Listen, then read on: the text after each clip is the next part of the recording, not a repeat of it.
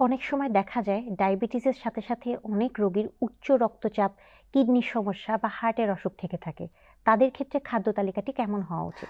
আমরা আসলে বলি যে ডায়াবেটিস হলো মাদার অফ অল ডিজিজ। সব রোগের জননী বলা জি হয়। স্যার। ডায়াবেটিস একসাথে সে আপনার শরীরের মাথা থেকে পায়ের তালু পর্যন্ত অনেকগুলো জায়গায় সে এফেক্ট করে।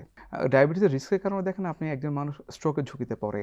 একজন মানুষ তার ডায়াবেটিক রেটিনোপ্যাথি তার মানে হলো তার চোখের দৃষ্টিশক্তি কমে যাওয়ার ঝুঁকিতে পড়ে।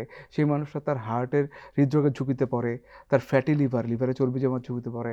পাশাপাশি যেটা সর্বশেষ ঝুঁকিতে পড়ে সেটা কিডনি ড্যামেজের ঝুঁকিতে পড়ে। হুম, হুম, হুম। যখনই কোনো একটা রোগী সে ডায়াবেটিক পেশেন্ট তখন কোনো একটা রোগে আলাদা করে আক্রান্ত হবে। সে যদি ডায়াবেটিক পেশেন্টের সাথে যদি হার্টের রোগী হয়ে থাকে তাহলে তাকে অবশ্যই হার্টের ডাক্তারের সাথে যোগাযোগ করতে হবে এবং একজন ডায়াবেটিস ডায়েটিশিয়ানের সাথে যোগাযোগ করবে। হুম, যাতে তার খাদ্য তালিকায় সে কি জিনিসটা বাদ দিবেন বা কোন জিনিসটা রাখবেন এটা উনি যাতে ঠিকমতো ডিসিশন নিতে পারেন। হুম, হুম, দ্বিতীয়ত বিষয় হলো তার নিয়ন্ত্রণে রাখতে হবে, প্রেশারটা রাখতে হবে, রক্তচাপ।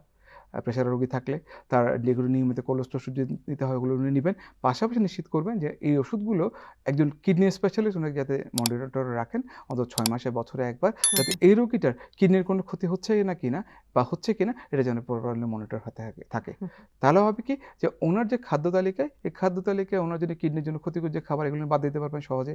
উনার হার্টের জন্য ক্ষতিকর খাবার বাদ দিতে পারবেন। উনি লিভারের জন্য ক্ষতিকর খাবারগুলো বাদ দিতে পারবেন।